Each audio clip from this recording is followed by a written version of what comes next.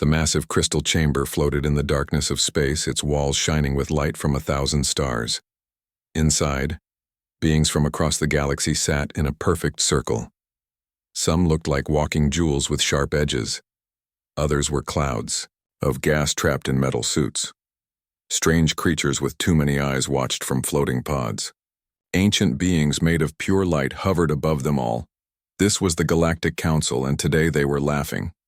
Ambassador Elena Vasquez stood alone in the center of the chamber. She was human, which meant she looked very small compared to the giant aliens around her.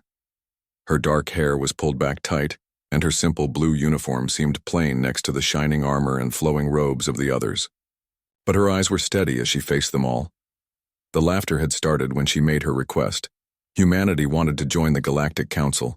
They wanted to be treated as equals to these ancient civilizations. Equals.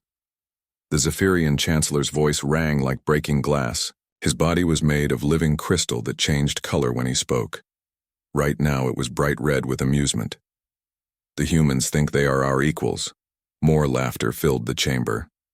The Vorthak ambassador's gas forms swirled inside his containment suit.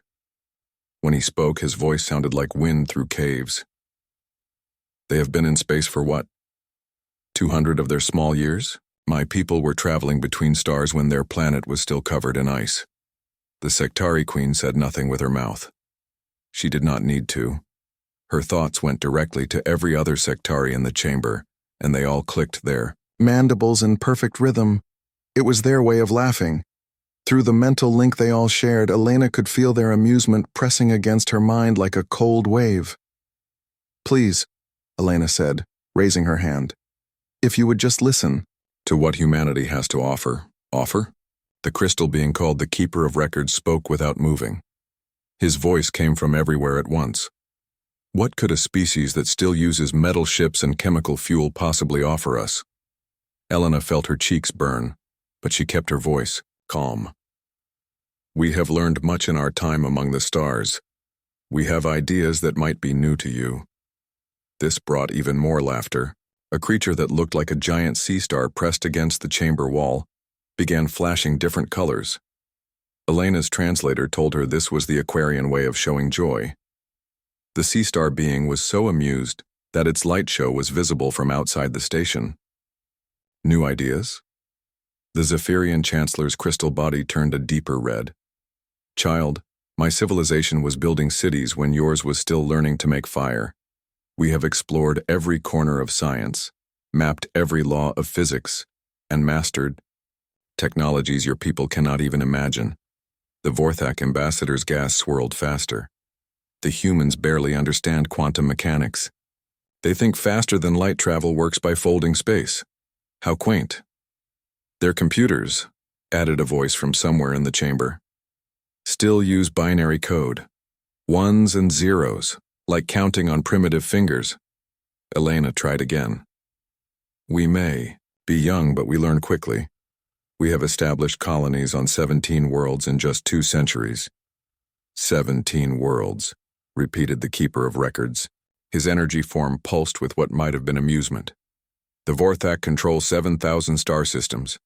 The Zephyrians have turned entire moons into computational matrices.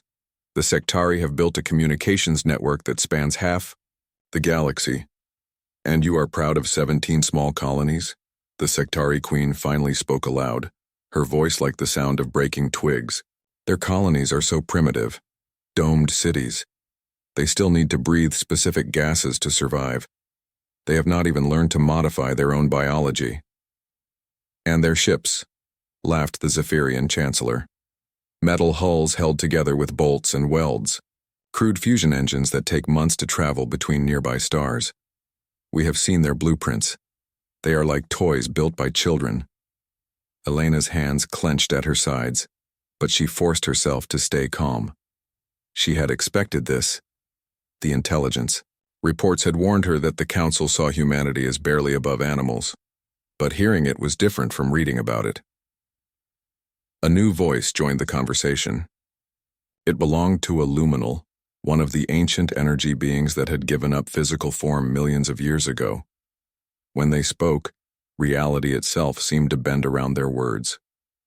Perhaps, the luminal said, we should consider the humans as we would any other primitive species. They could serve useful functions under proper guidance. Yes. The Vorthak ambassador's excitement made his gas form spin like a small tornado. Humans are physically robust. They could work in environments too dangerous for more evolved beings. Manual labor, perhaps. Mining operations on hostile worlds. The Sectari Queen's mind voice touched every insect-like being in the chamber. Or we could study them. Their neural patterns are simpler than ours, but perhaps that simplicity has advantages. We could learn much by observing them in controlled conditions. They do seem remarkably attached to their individual identities, added another Sectari. This could be useful for tasks requiring independent thinking, though of course under proper supervision. Elena felt sick. They were talking about her entire species like they were discussing livestock. The worst part was how casual they sounded, as if deciding the fate of 12 billion humans was just another item on their meeting agenda. The Zephyrian Chancellor's crystal body shifted to a thoughtful blue color. There is precedent for this. We have guided lesser species before. The Carillions were barely spacefaring when we found them. Now they manage 3 star systems quite well under our direction. The humans could be useful, agreed the Vorthak ambassador. Their ships may be primitive, but they are sturdy, perfect for dangerous cargo runs that we would rather not risk our own vessels on. The Keeper of Records projected a holographic display in the center of the chamber. It showed human colonies, human ships, human cities. Everything looked small and crude compared to the massive structures the other species had built. 200 years of spaceflight, the Keeper said. 17 colony worlds. Population of 12 billion across their small empire. Technology level classified as emerging primitive. Military capabilities limited to kinetic weapons and basic energy shields. Kinetic weapons. The laughter started again. They still shoot pieces of metal at each other. And their governments? Added the Aquarian, its color display now showing patterns of deep amusement. So many different systems. Democracy, republics, federations, they cannot even agree on how to organize themselves. Inefficient, clicked the Sectari Queen. A single hive mind could coordinate their entire species perfectly. They waste so much energy on individual opinions and emotions. Elena watched the display of her homeworld, Earth, spinning slowly in the hologram. It looked so blue and small from here. She thought of the billions of people living their lives down there, working and dreaming and hoping for a better future among the stars. They had no idea that ancient aliens were sitting in a crystal palace, deciding whether humanity deserved to exist as a free species. The Zephyrian Chancellor raised one crystalline arm, and the chamber fell silent. I believe we have heard enough. Shall we vote on the human question? I propose we classify them as a protected primitive species. They will be allowed to keep their current colonies but forbidden from expanding further without council approval. They will provide labor and resources as needed in exchange for our guidance and protection. Seconded, said the Vorthak ambassador. Agreed, pulsed the Keeper of Records. The Sectari Queen's mental voice touched every mind in the chamber except Elena's. The motion is acceptable to the collective. Elena felt the weight of their decision settling around her like chains. In a few moments, humanity would be voted into slavery, and there was nothing she could do to stop it. Or was there? As the alien voices continued their casual discussion of humanity's fate, Elena's mind drifted back to the stories she had learned as a child. Stories of how her species had clawed its way from a dying world to the stars. The Keeper of Records was still speaking, his energy form pulsing as he recited facts about human history. The species achieved spaceflight through primitive chemical rockets. Their first interstellar vessel was launched in desperation, not exploration. Most amusing. Elena closed her eyes for a moment, remembering her grandmother's words. Grandmother Chen had told her about the old days when the sky was brown and the oceans were rising. That was before the breakthrough. before humanity learned to bend space and time to their will. Their homeworld was dying. The Keeper continued, consulting his vast database of galactic history. Climate change, resource depletion, overpopulation, standard collapse patterns for species that develop industry before wisdom. The aliens found this hilarious. The Zephyrian Chancellor's crystal body flashed with bright colors. They poisoned their own planet. How perfectly primitive. But Elena remembered the real story. Earth had been dying, yes, but humanity had not given up. When the governments failed and the corporations fell, ordinary people had kept working. In flooded cities and burning forests, in underground labs and makeshift workshops, humans had refused to surrender. The greatest hero of that time had been Dr. Sarah Chen, Elena's great-grandmother. Sarah had not been a famous scientist or a wealthy researcher. She had been a refugee, living in the ruins of Bangladesh after the Great Floods. Her laboratory had been a collection of salvaged computers in an abandoned subway station. While the world burned above her, Sarah had worked on equations that no one believed could be solved. She had studied quantum mechanics with textbooks downloaded from the dying internet. She had built experimental devices from broken electronics and scraps of metal. Their faster-than-light technology, the Vorthak ambassador was saying, is based on brute force manipulation of space-time. No elegance, no efficiency. They simply tear holes in reality and hope for the best. Elena smiled despite herself. If only they knew the truth. Sarah Chen had not just stumbled onto FTL travel, she had revolutionized physics itself. Her understanding of quantum entanglement and dimensional folding was so advanced that even now, 200 years later, human scientists were still discovering new applications for her theories. But Sarah had been humble about her achievement. When the first FTL drive was tested, she had called it just math that finally worked. The test flight had been a converted cargo ship with barely enough life support for a 3-day journey. The pilot had been a former truck driver named Miguel Santos, who volunteered because he had nothing left to lose on Earth anyway. The first human colony ship had been built in orbit around a dying Earth.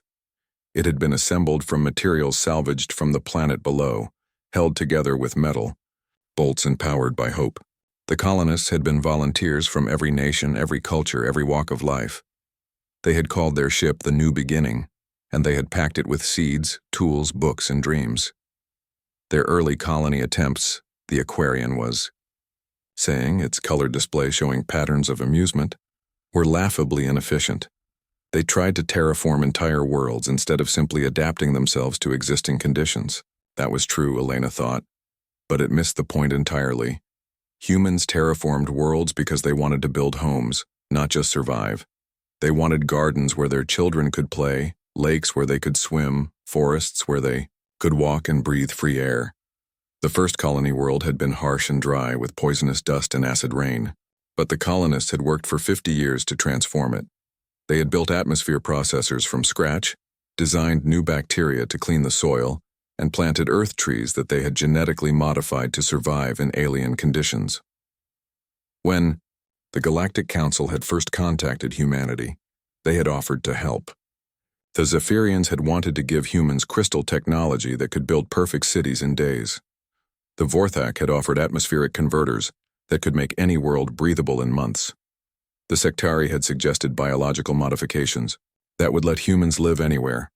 Humanity had politely declined. Elena remembered reading the old diplomatic reports. The aliens had been confused and slightly offended. Why would a primitive species refuse such generous gifts? Why struggle with crude technology when advanced solutions were freely offered? The human representatives had tried to explain, but the aliens had not understood. Humans wanted to build their own future. They wanted to earn their place among the stars, not be given it as charity. Their military technology, the Luminal was saying now, its reality-bending voice making the air shimmer, consists primarily of kinetic weapons and explosive devices. They have made no progress toward directed energy systems or quantum warfare. Again, this was technically true, but fundamentally wrong. Human military technology was simple because it worked. A railgun slug moving at 10% of light speed would destroy any ship, no matter how advanced its shields. A nuclear warhead did not care about energy barriers or dimensional defenses. It simply released vast amounts of energy in a very short time. Human military doctrine was based on actual warfare, not theoretical exercises. For 2 centuries, human colonies had defended themselves against pirates, raiders, and the occasional aggressive alien species. They had learned hard lessons about combat in space, on hostile worlds, and in the vacuum between stars. The aliens had never fought a real war. Their conflicts were settled through economic pressure, technological superiority, or simply overwhelming numbers. They had weapons that could destroy planets, but they had never faced an enemy that fought back with cunning and desperation.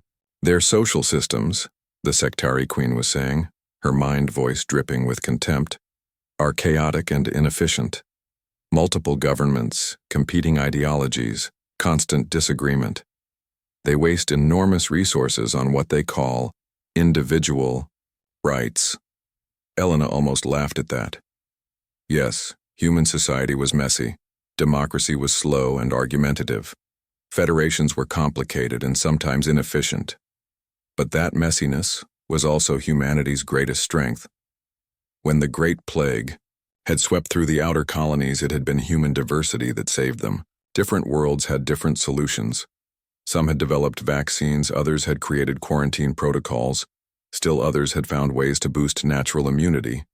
Because humans were not all the same, because they thought differently and disagreed with each other, they had found multiple ways to survive. The Sectari, for all their efficiency, would have faced the plague with a single unified response. If that response had failed, their entire species would have died. The Zephyrians, with their perfect logic, would have calculated the optimal solution and implemented it flawlessly. But if their calculations had been wrong, they would have had no backup plan. Humans always had backup plans. They planned for failure, prepared for disasters, and expected the unexpected. It made them seem paranoid and inefficient to other species, but it had kept them alive for 200,000 years. The most amusing thing, the keeper of records was saying, is their insistence on independence. Even now, facing the possibility of council protection, their representative stands here asking for equality rather than guidance. Such pride in primitive species is always entertaining. Elena opened her eyes and looked around the chamber. These beings thought they understood humanity, but they had only seen the surface. They saw crude ships and simple weapons. They saw messy governments and stubborn independence. They saw a young species that had barely learned to walk among the stars. They did not see the strength that had carried humanity from cave paintings to starships in the blink of an evolutionary eye. They did not see the determination that had rebuilt civilization after every disaster. They did not see the quiet courage of ordinary people who had looked at an infinite universe and decided to explore it with nothing but metal ships and human dreams. Most importantly, they did not see what made humanity truly different from every other species in the galaxy. But Elena was about to show them. The debate about humanity's future continued around Elena like a storm of voices and alien thoughts. She stood perfectly still in the center of the chamber, listening to beings older than her entire civilization discuss her species like they were examining insects under a microscope. "The question," said the Zephyrian Chancellor, his crystal body now a thoughtful shade of blue, "is what to do with them. They are too numerous to simply relocate, and their colonies are already established, in strategic locations." The Vorthak ambassador's gas form swirled inside his containment suit as he considered the problem. Their numbers could be useful. 12 billion individuals, even primitive ones, represent significant labor potential. We could assign them to mining operations in dangerous systems, exploration of unstable regions, or maintenance work on our older installations. Elena felt a chill run down her spine. They were talking about turning her entire species into a slave workforce, and they discussed it with the same tone they might use to plan a dinner menu. The Sectari Queen's mental voice touched every insect-like being in the chamber. The biological diversity of humans is interesting. Unlike species that have optimized themselves for specific environments, humans retain adaptability to multiple conditions. This makes them suitable for varied tasks. Their emotional responses, added another Sectari, while inefficient for logical decision-making, could be valuable for creative problem-solving in unpredictable situations. The Aquarians' color display shifted to show patterns of calculation. Their reproduction rate is stable, but not excessive. They could maintain population levels for sustained work programs without becoming a resource burden. Elena realized they had been planning this for some time. The Council had not simply dismissed humanity as irrelevant. They had studied human capabilities and decided exactly how to exploit them. The Keeper of Records projected new holographic displays around the chamber. They showed human colonies, but now with additional structures. Mining facilities, processing plants. What looked like worker dormitories. The integration process would be gradual, the Keeper explained. We would begin by offering advanced technology and economic incentives. Human leaders would be encouraged to accept Council guidance in exchange for improved living standards. Those who resist, added the luminol, its reality-warping voice making the very air seem to bend, would simply find their systems isolated. No trade, no communication, no access to Council resources. Economic pressure has proven effective with stubborn species in the past. Elena watched the projections change, showing human ships being replaced by Council designs, human cities being rebuilt according to alien specifications, human children being educated in Council schools where they would learn to accept their place in the galactic order. The Zephyrian Chancellor gestured toward one of the displays. The process has worked successfully with dozens of species. The Corellians now consider Council guidance essential to their survival.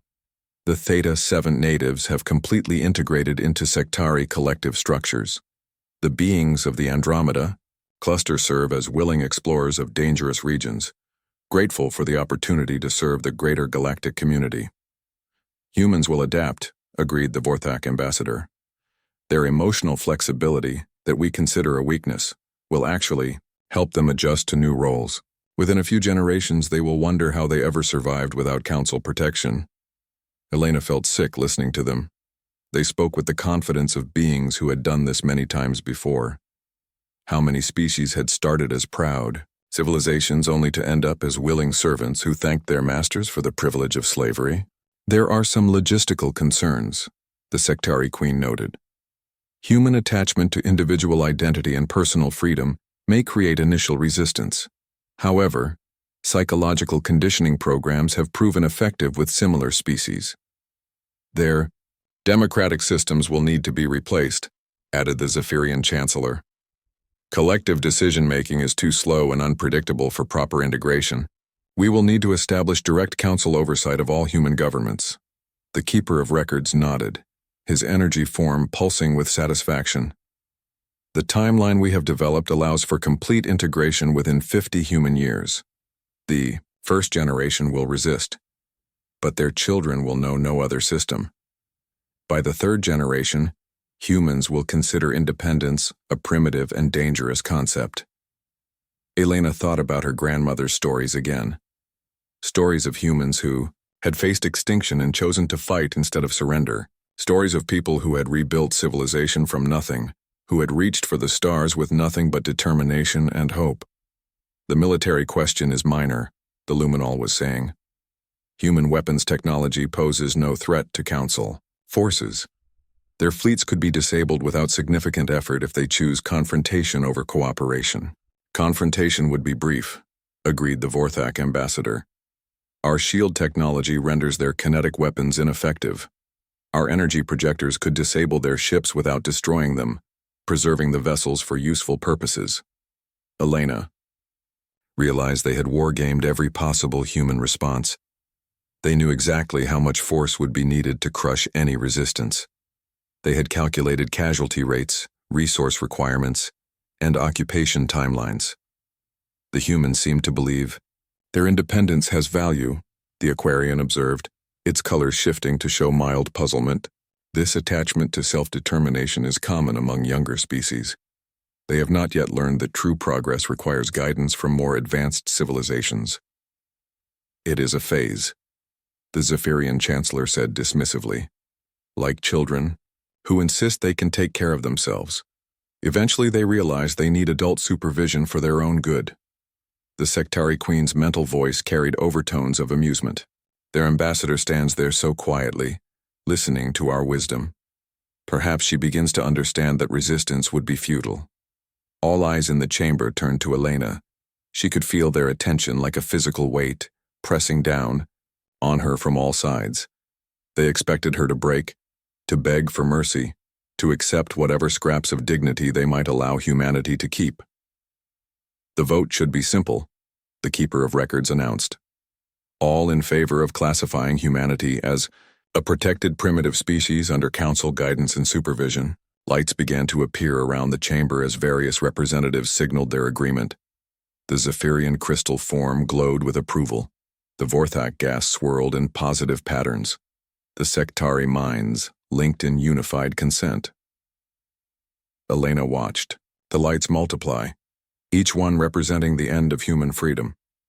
In moments, the vote would be complete, and 12 billion humans would wake up tomorrow to find themselves subjects of an alien empire they had never chosen to join.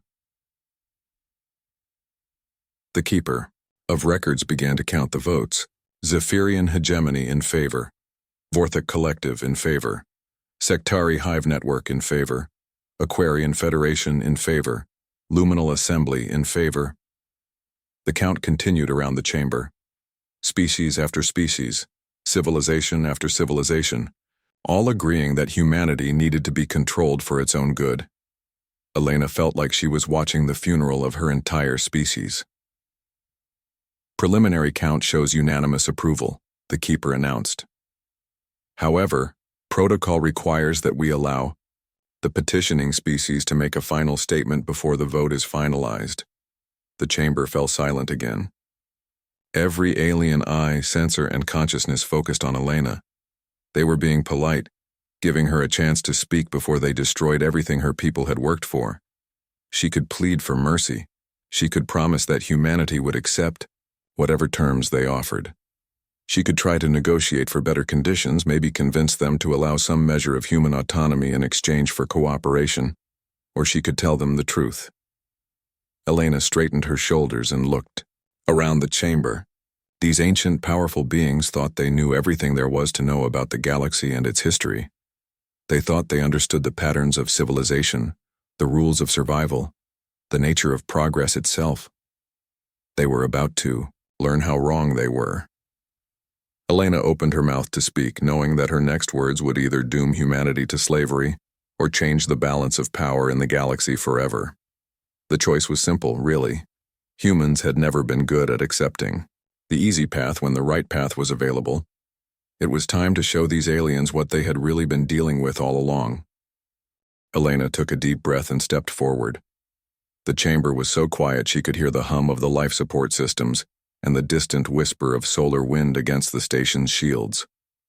Every being in the room waited for her to speak. She did not raise her voice. She did not gesture dramatically or plead for mercy. She simply looked directly at the Keeper of Records and spoke 5 words that would echo through galactic history. We survived the Great Filter. The effect was instant and electric. The Zephyrian Chancellor's crystal body went completely dark for a moment, then blazed with colors Elena had never seen before. The Vorthak ambassador's gas form stopped swirling and hung perfectly still inside his containment suit. The Sectari, Queen's mental voice cut off so suddenly that every insect-like being in the chamber clicked their mandibles in confusion. But it was the Keeper of Records who showed the strongest reaction. His energy form flickered like a candle in the wind, cycling through patterns of light that suggested shock, disbelief, and something that might have been fear. "That is impossible," he said finally, his voice lacking its usual confidence. "The Great Filter is a theoretical concept. No species has ever." "Check your records," Elena said calmly. "Check them all. Every species in this chamber, every civilization, in your databases. Tell me how they achieved spaceflight." The Keeper's form pulsed as he accessed vast libraries of information scattered across the galaxy. Around the chamber, other beings began consulting their own historical archives. The silence stretched for long minutes as ancient databases were searched and cross-referenced. Elena waited. She knew what they would find. "The Zephyrians," the Keeper said slowly. achieved faster-than-light travel after contact with the predecessor, civilization. They were given crystal technology in exchange for mineral resources. The Zephyrian Chancellor's body had turned a deep purple that Elena's translator said indicated confusion and embarrassment. The predecessors offered us a gift, he said defensively. We were worthy of their assistance. The Vorthak, the keeper continued, developed spaceflight with guidance from beings they describe as the travelers from beyond. These entities provided them with dimensional folding technology. The Vorthak ambassador's gas swirled uncertainly.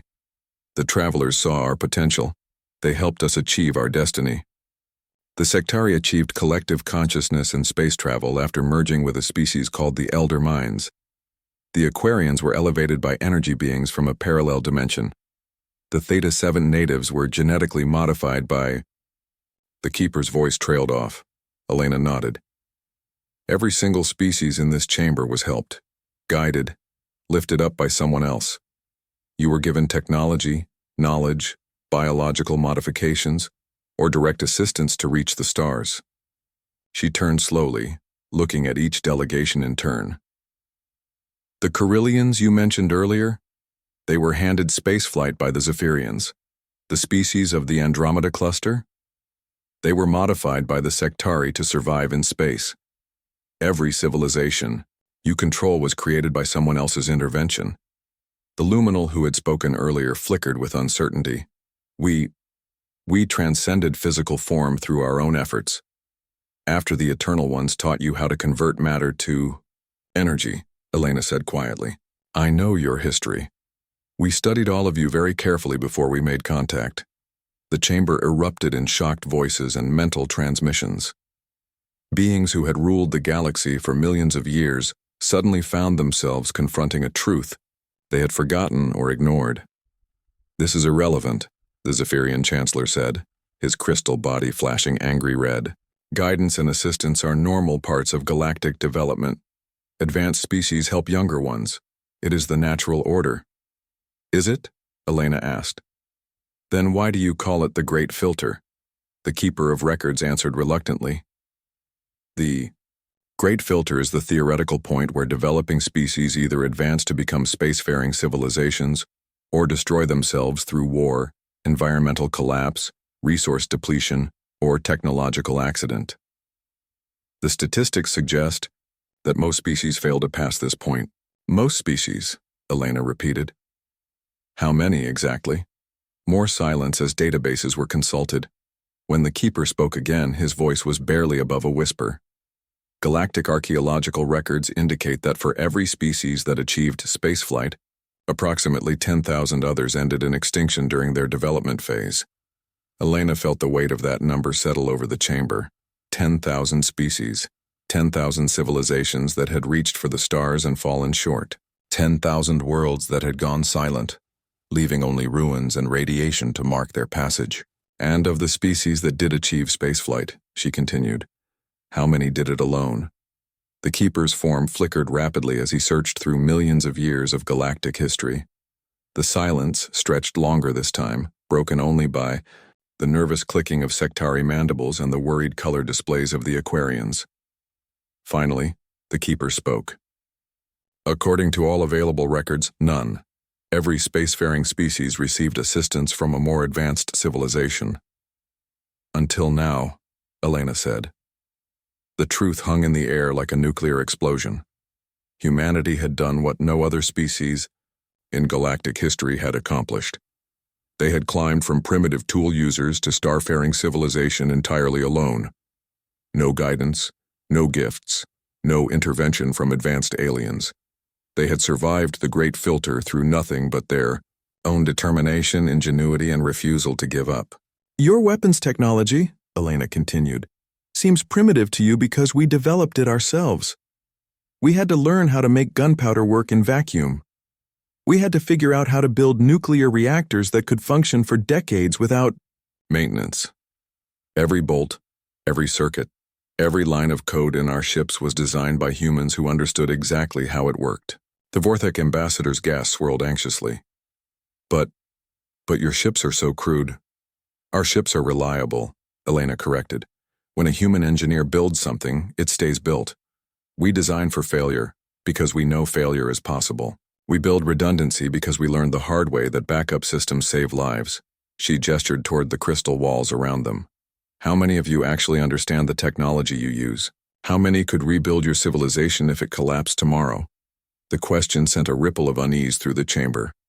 These beings had inherited their technology from their benefactors. They knew how to use it, how to maintain it, even how to improve it. But could they recreate it from scratch if necessary? The Zephyrian crystal matrices, Elena said, were gifts from the predecessors. If they stopped working tomorrow, could you rebuild them using only materials and knowledge available to your species? The Zephyrian Chancellor's body flickered, uncertainly. The predecessors' knowledge is coextensive. We have spent millennia learning to understand their gifts. That's not what I asked, Elena said. Could you invent crystal technology from nothing the way the predecessors originally did? The silence that followed was answer enough. Elena turned to the Sectari Queen. Your hive mind network depends on quantum entanglement principles taught to you by the elder minds. If that knowledge was lost, could your species rediscover it independently? The Sectari Queen's mental voice was uncharacteristically quiet. The elder mind's wisdom is integral to our existence. Elena nodded and looked at the Keeper of Records. You all inherited your power. We earned ours. You were given the keys to the galaxy. We built our own keys from scratch. And that makes us fundamentally different from every other species you have ever encountered. The Luminal's voice carried a note of something Elena had never heard from them before. Uncertainty. What are you saying? Elena smiled for the first time since entering the chamber. I'm saying that you've been thinking about this all wrong. You assumed we were a primitive species asking for help. But we're not here to ask for anything. She paused, letting that sink in. We're here to introduce ourselves to the neighborhood. The chamber remained frozen in stunned silence for several heartbeats. Then the Keeper of Records began to pulse rapidly, his energy form cycling through patterns of frantic activity as he accessed databases across the galaxy. I am cross-referencing all historical records, he announced, his voice tight with concentration. Searching for any species that achieved spaceflight without external assistance, checking archaeological evidence, technological development patterns, evolutionary timelines. Elena waited patiently while the most advanced artificial intelligence in the galaxy confirmed what she already knew. Around the chamber, other beings conducted their own searches, accessing historical archives that spanned millions of years and thousands of civilizations. Impossible, whispered the Zephyrian Chancellor, his crystal body shifting through colors Elena had never seen before. There must be some mistake, some intervention that was not recorded. The search is complete, the Keeper announced, and his voice carried undertones of awe. In 47 million years of recorded galactic history, spanning 12,147 confirmed spacefaring civilizations, humanity appears to be the only species to have developed faster-than-light travel without external guidance or technological assistance. The weight of that statement settled over the chamber like a blanket of lead. Elena could feel the shift in the alien consciousness around her. The casual dismissal was gone. The amused condescension had vanished. In its place was something far more complex. Respect, fear, and a dawning realization that they had completely misunderstood what they were dealing with. Furthermore, the Keeper continued, analysis of human technological development patterns shows consistent innovation across all fields. Their weapons, propulsion, communication, manufacturing, and social systems all show signs of independent development. There are no technological gaps that would suggest gifted knowledge. The Sectari Queen's mental voice was barely a whisper. How is that possible? The Great Filter has a 99.99% failure rate. Species either receive help or they die. Elena stepped forward, her voice calm but carrying new authority. That's where you're wrong. The Great Filter doesn't have a failure rate. It has a purpose. She gestured toward the stars visible through the crystal walls. You think the Great Filter is a barrier that species need help to overcome. But what if it's not a barrier at all? What if it's a test? The luminal's reality-warping voice carried confusion. A test? Administered by whom? By the universe itself, Elena replied. Think about it. You've all been assuming that technological advancement is the goal, that reaching the stars is what matters. But what if survival isn't about the technology you can build? What if it's about the choices you make when building it? She turned to face the Zephyrian Chancellor. Your people developed weapons that could crack planets, but you've never had to use them in desperation. You've never faced extinction and chosen to keep fighting anyway. She looked at the Vorthak ambassador. Your civilization mastered dimensional folding, but you were given the knowledge. You never had to stare into the abyss of impossible physics and decide to solve it yourself, or die trying. She addressed the Sectary Queen. Your hive mind is efficient and logical, but it was created by merging with another species. You never had to choose between individual freedom and collective survival. Elena spread her arms wide, encompassing the entire chamber. Every species in this room was given their power, but humans, we earned ours. We faced every challenge that destroyed 10,000 other civilizations, and we survived them all through pure determination. The Keeper of Records pulsed with new patterns. The implications are staggering. If humanity represents the first successful passage through the Great Filter without assistance, then their technological capabilities may be fundamentally different from ours. Elena nodded. Our technology isn't just functional, it's resilient. We design everything expecting it to break, to be attacked, to face conditions we never anticipated, because we learned to survive in a universe that was actively trying to kill us. She touched a control on her wrist, and suddenly the chamber's displays changed. Instead of showing human colonies as small and primitive, the holographic projections now revealed the truth. The crude human ships were revealed to be marvels of engineering, with redundant systems, modular designs, and repair capabilities that allowed them to function for decades in deep space without support. The simple human weapons were shown to be devastatingly effective, designed by people who understood that the best technology was the kind that worked when everything else failed. The inefficient human colonies were demonstrated to be completely self-sufficient, capable of rebuilding their entire technological base from local resources. Every human world was designed to survive and thrive even if cut off from all outside contact. Your colonies, the Aquarian observed, its color patterns showing amazement, are not dependent on external support. They could survive the complete collapse of galactic civilization. That's the point, Elena said. We've been through collapse before. We know what it looks like, and we've prepared for it. But the biggest revelation was yet to come.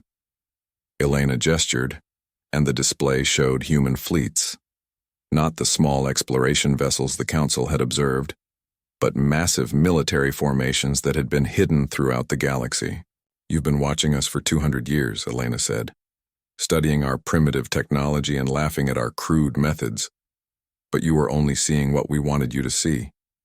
The display showed human stealth ships invisible to Council, sensors that had been quietly observing every major alien installation. It showed human research stations hidden in asteroid fields, where scientists had been studying alien technology and developing countermeasures. It showed human manufacturing centers in deep space, building weapons and ships that incorporated everything humanity had learned about galactic warfare. The Zephyrian Chancellor's crystal body had gone completely colorless. You have been spying on us? We've been protecting ourselves, Elena corrected. When we first made contact with galactic civilization, we realized we were dealing with species that thought nothing of enslaving entire worlds. We decided to be ready. The Vorthak ambassador's gas swirled frantically. The fleet movements we detected in the outer systems, those were human ships, Elena smiled. Some of them. We've been preparing for this conversation for decades. We hoped it would go better than this, but we planned for the worst. The Keeper of Records was cycling through new data streams. I am detecting massive electromagnetic signatures throughout this system.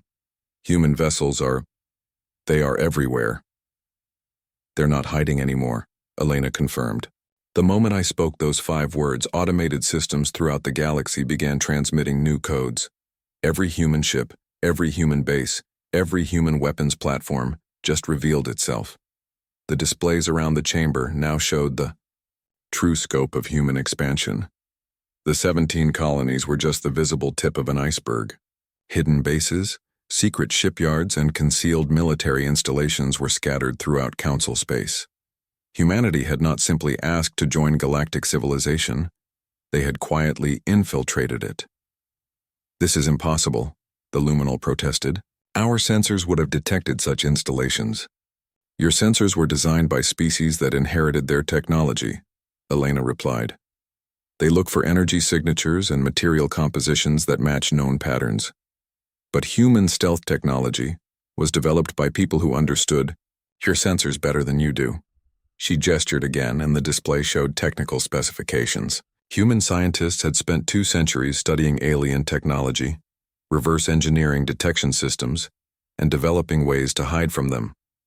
They had built ships that could mask their signatures, bases that could avoid orbital scans, and weapons that could strike without warning. The question now, Elena said, is what happens next. You can try to fight us, but you'll be fighting a species that survived the Great Filter. We've spent our entire evolutionary history learning how to win wars against impossible odds. The chamber was completely silent. Elena could feel the weight of alien attention pressing against her, but now it was different. No longer the casual interest of adults watching a child's tantrum. Now it was the focused attention of predators recognizing another apex species. Or, Elena continued, you can accept that the galaxy has changed. Humanity is here. We're not going away, and we're not accepting subjugation. We can be neighbors, allies, trading partners, even friends, but we will never be your servants. The Zephyrian Chancellor found his voice first. What? What do you want from us? Elena's answer was simple. Nothing. We want nothing from you except recognition of our right to exist as equals. We'll trade with species that want to trade. We'll cooperate on mutual interests. We'll help where help is needed and welcome, but we'll do it all as free beings, not as subjects of the Council. The Keeper of Records pulsed with new patterns. The precedent this sets, if humanity is recognized as equals despite their youth, it changes the fundamental structure of galactic civilization. Maybe it's time for that structure to change, Elena said. Maybe a galaxy where species are judged by their achievements rather than their age might be a better place.